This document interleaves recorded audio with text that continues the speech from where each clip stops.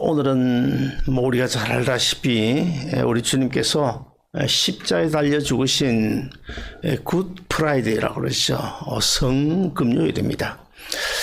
굿 프라이데이, 굿이란 말은 우리가 좋다라는 뜻으로 생각하지만은 그러나 홀리, 거룩하다, 선하다, 의롭다 그런 뜻도 포함이 되어져 있습니다. 그리고 예수님께 십자가에 달려 죽으신 오늘은 바로 우리가 죄에서 구원 얻는 그런 너무나 귀한 날, 그러므로 우리에게 너무나 고맙고 감사하고 좋은 날이죠.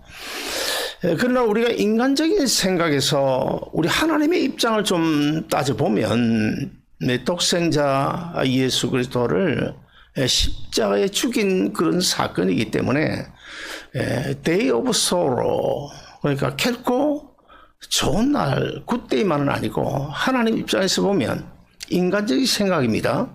하나님 입장에서 보면 아주 슬픈 날이다, 그렇게 말할 수가 있겠죠.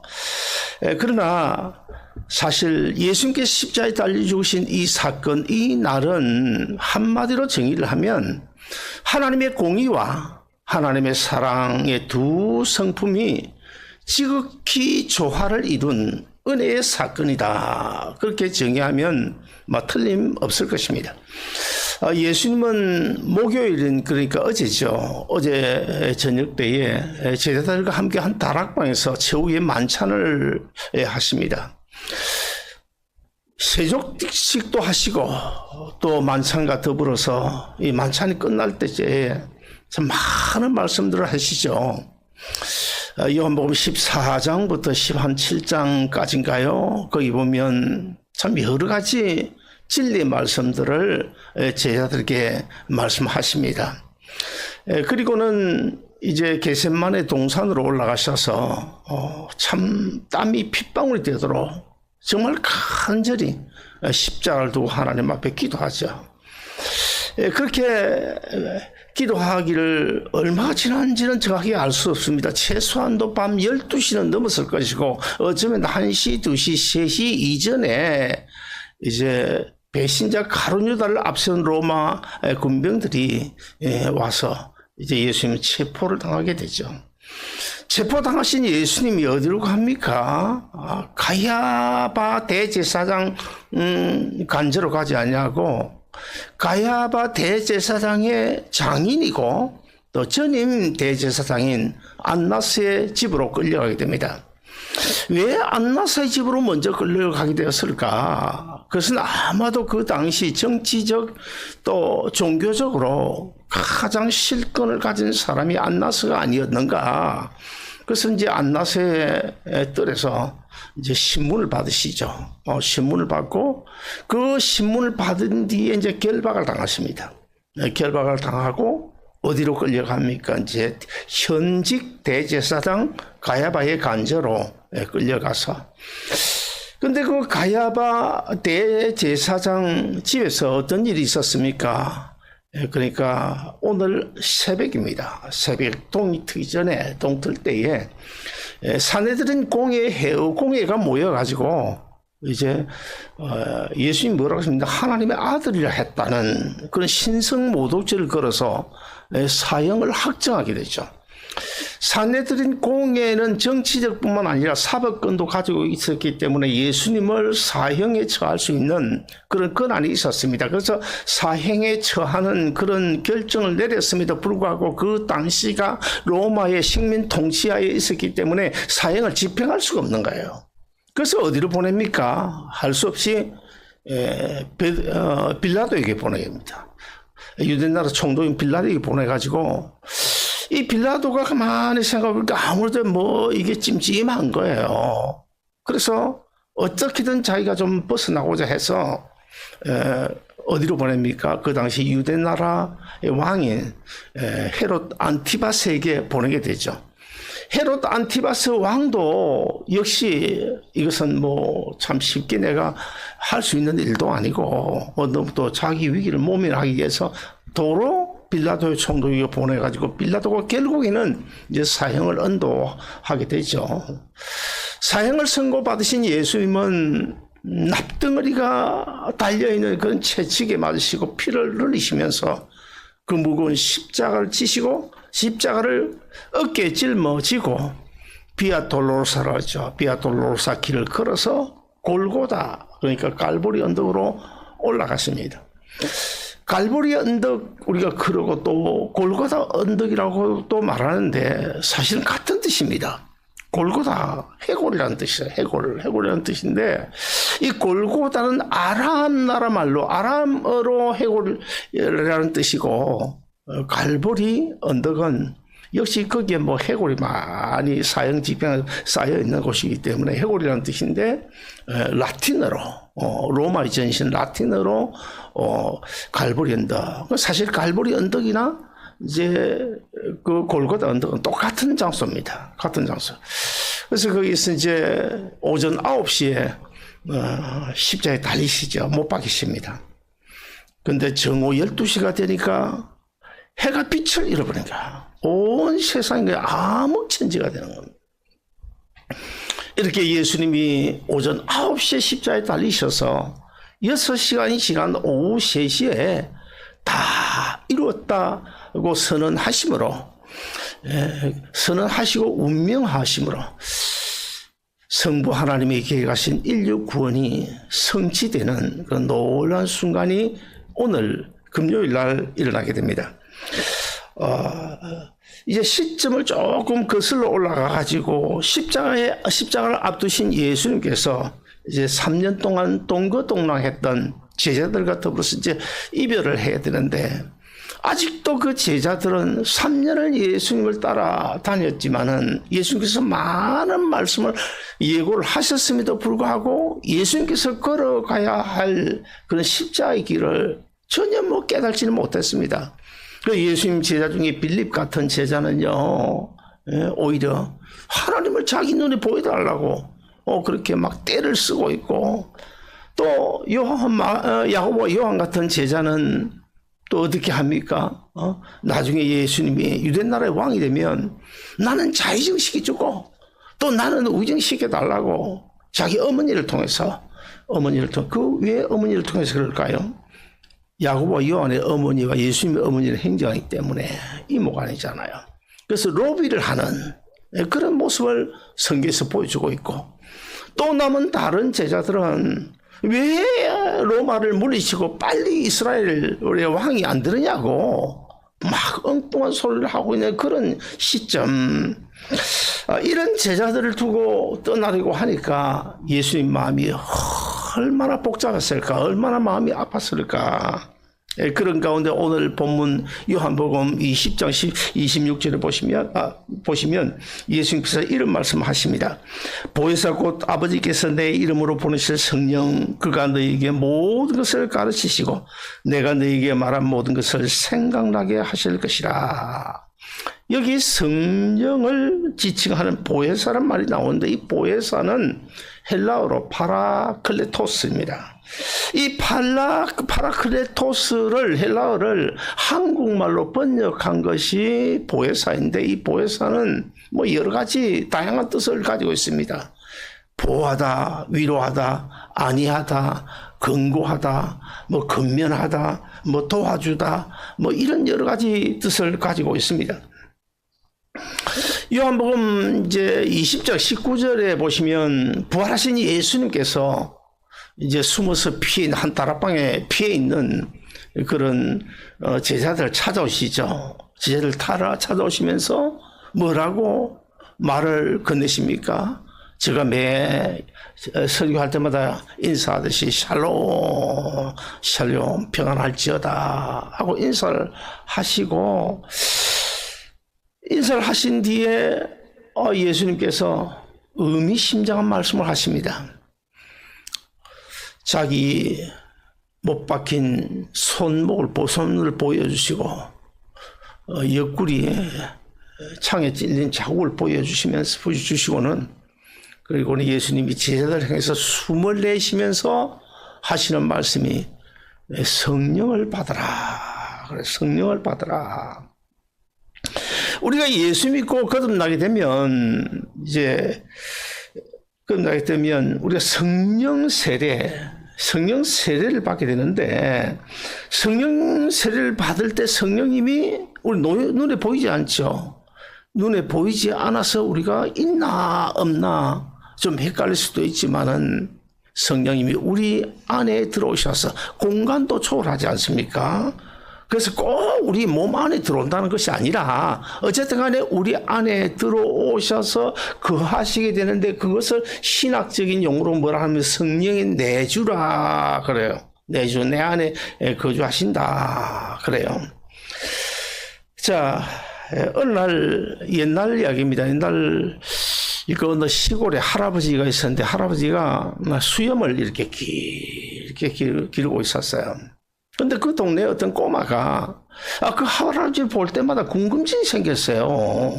어떤 궁금증이 생겼나? 어느 날 이제 드디어 이제 그 할아버지를 만나가지고 이 어린 꼬마가 자기 궁금증을 이제 질문을 합니다. 할아버지는 밤에 주무실 때 그 긴 수염을 이불 밖에 내놓고 주무십니까? 아니면 이불 안에 넣어놓고 주무십니까? 이런 엉뚱한 질문을 해요. 근데 갑자기 막 그런 질문을 받으니까 이 할아버지가 내가 이 수염을 갖다 이불 밖에 내놓고 자나 안에 열어놓고 자나 생각이 안 나는 거예요. 그래서 얘야, 이거 미안하다. 미처 내가 생각지 못한 질문을 받아서 내가 지금 잘 기억이 안 나는데 오늘 밤에 한번 자보고 내일 아침에 대답을 해줄게. 그래서 이제 그날 밤에 이 할아버지가 막 씨름을 합니다. 수염을 잡고 씨름하면 수염을 이불 속에 넣으니까 답답하고 이걸 또 꺼내놓고 하니까 뭔가 허전하고, 그래서 밤새도록 씨름을 하는데 30년 동안 달고 있던 이 수염을 이불 안에 넣어놓고 자는지 꺼내놓고 자는지 이게 도저히 생각이 안 나는 거야. 알지를 못하는 거야. 여러분, 제가 왜 이 이야기를 하는 것입니까? 오늘날 이와 똑같습니다. 10년, 20년, 30년 평생을 예수 믿고 내가 예수 안에 거하는지 예수 밖에 거하는지, 내가 성령 받은지 성령 받지 못했는지 알지 못하고 살아가는, 우리가 인생을 사는 동안에 세상 충만으로 살아야 될 것이냐, 성령 충만으로 살 것인가, 하나님의 능력을 힘입고 살아야 될 것인가, 세상 힘과 능력을 힘입고 살아야 될 것인가? 여러분, 어느 쪽입니까? 세상에 불신자들은 육에 속했어요. 이 땅에 속했습니다. 그러나 우리는 육에 속한 자가 아니요, 영에 속한 자가 아니요, 우리는 이 땅에 속한 자가 아니요, 하늘에 속한 자들인 줄로 믿습니다. 성령님이 내 안에 계시는 그날부터 내 안에 계신 성령님이 어떻게 역사하십니까? 우리가 하나님의 말씀을 들을 때 우리의 마음을 감동시켜 그 말씀의 진리가 깨달아지게 하십니다. 깨달아지게 하십니다. 우리가 기도하고 찬양할 때 놀라운 은혜를 경험하게 하십니다. 그리고 우리가 어려운 일을 당해서 근심 걱정할 때 우리의 마음을 위로해 주십니다. 평강을 주십니다. 또 우리가 위급한 일을 당할 때는 그 위기를 모면할 수 있도록 성령 하나님이 기적적인 역사로 이렇게 역사하시고 우리를 보호해 주시는 그런 것을 얼마든지 우리가 느끼면서 살아갈 수가 있습니다. 그러면 이런 성령의 능력이 어떤 자들에게 임하게 될 것인가? 첫째, 하나님을 믿고 의지하는 자에게 성령의 능력이 임하시게 됩니다. 여러분, 던킨 도너스 먹어봤습니까? 던킨 도너스 요즘에 뭐 너무 맛있는 도너스가 많이 나가 좀 인기가 많이 식었는데, 이 던킨 도너츠는요 1950년 우리나라 6.25 전쟁이 일어날 그 해에 매사추세츠주의 킨이라고 하는 작은 시티에 있는 조그마한 가게에서부터 출발했습니다. 근데 지금은 전 세계 45개국에 12,300을 넘는 체인점이 있습니다. 던킨 도너츠를 창업한 사람이 누군가 빌 로젠버그라는 사람인데, 이 사람이 72회 생일을 맞이했을 때에 이제 생일 파티를 하게 됐는데, 그때 뭐 신문 기자들도 많이 오고 그랬어요. 그때 이 빌 로젠버그가 성공 비결을 묻는 기자들에게 이렇게 대답을 했습니다. 나는 심히 가난한 집안에서 태어났고 교육도 제대로 받지 못했습니다. 그러나 나는 어릴 때부터 살아계신 하나님을 의지하고 하나님을 믿으면서 살았습니다. 내가 비록 가진 것은 없고 배우지는 못했어도 하나님이 도우시면 나는 반드시 성공할 수 있다는 사실을 믿었습니다. 하나님은 내가 믿은 그대로, 하나님은 내가 의지한 그대로 하나님께서 나에게 성공하게 해 주셨습니다. 이런 고백을 했습니다. 그렇습니다. 성령 하나님은 우리가 믿고 의지하는 만큼 우리 삶 속에 역사하시는 줄로 믿으시기를 바랍니다. 그래서 잠언서 3장 5절 6절에 보시면 이렇게 말씀합니다. 너는 마음을 다하여 여호와를 의뢰하고 내 명철을 의지하지 말라. 너는 범사의 그를 인정하라. 그리하면 내가 너를 지도해 주겠다. 우리가 의지하는 만큼. 그 다음에 두 번째, 성령의 능력은 주를 위해서 헌신하는 것만큼 역사하십니다. 성도들 가운데는 참 힘들게 사는 사람이 있죠. 돈이 없어서 힘든 게 아니고, 건강이 없어서 힘든 게 아니고, 가진 사람들 가운데도 그냥 아둥바둥 힘들게 사는 사람들이 있어요. 그냥 살아계신 하나님 의지하고 하나님 말씀대로 순종하고 예수 잘 믿으면서 하늘의 지혜를 구하며 살면 참 좋겠는데 그게 안 되는 사람 너무 많아요. 하나님의 자녀가 되었으면 하나님께서 그 인생 성공시키려고 부르셨지 망하게 하기 위해서 부르셨겠습니까? 아니잖아요. 하나님의 말씀에 귀를 기울이고 하나님이 원하시는 것이 무엇인지 하나님 뜻대로 살아가면 반드시 성공하게 될 줄로 믿으시기를 바랍니다. 경북 영덕군 남정면이라는 곳에 구기의 교회라는 조그마한 그 시골 교회가 있습니다. 지금은 장로님이 되셨지만은 그 옛날에 김상태라는 집사님이 있었는데 이 집사님은 이제 의장을 하는 분이에요. 의장을 하는 분이신데 이분은 그 구계 교회를 개척할 때 개척 멤버가 돼가지고 20여 년 동안 정말 교회를 위해서 헌신했어요. 할 수 있는 일은 다 했습니다. 그래서 이분의 모토가 뭐냐면 어떻게 하면 내가 하나님을 기쁘시게 할 수 있을까? 그래서 내가 어떻게 하면 하나님을 기쁘시게 할 수 있지? 그래서 아침 저녁 성경을 보면서 생각이 나면 메모를 하는 거예요. 메모를 해가지고 어떻게든지 그 일을 통해서 하나님을 기쁘시게 하려고 노력하고 그리고 그 바쁜 중에도 틈틈이 노방전도를 나가고.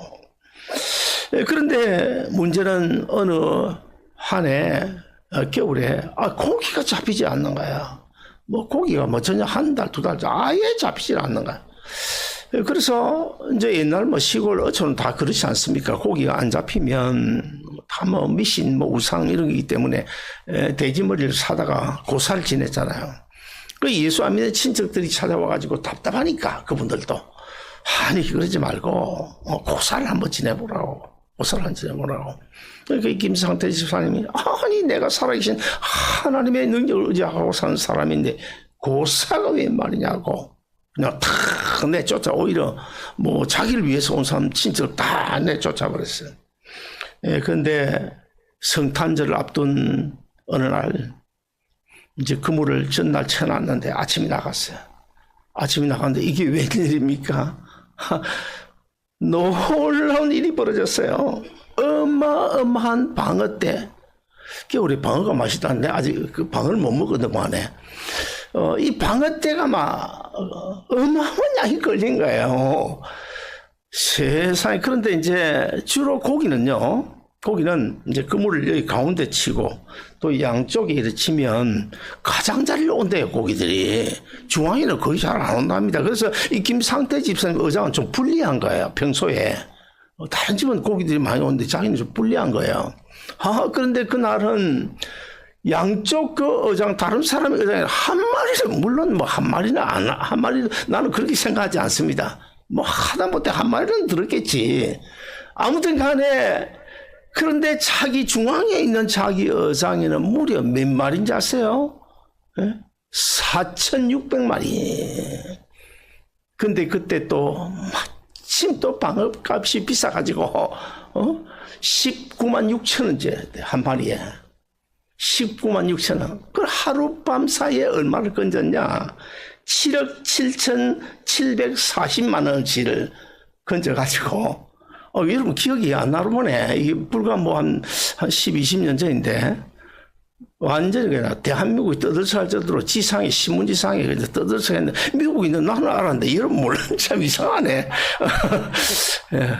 우리가 조금 이제 세상 것도 조금은 알아야 돼요. 세상 돌아가는 바꾸를 알아야 뭐, 우리가 믿음직히 살 수 있으니까.